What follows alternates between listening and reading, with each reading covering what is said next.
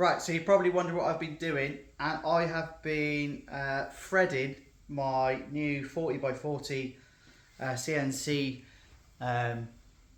distance sort of depth gauge bars, which I'm going to install on the CNC in a minute, but it was quicker to use the impact drill rather than trying to do it by hand. So that's what I just did. You can see that there. Stainless steel screws straight into the aluminium, made my own thread, and now I'll be able to use the Allen key in the CNC.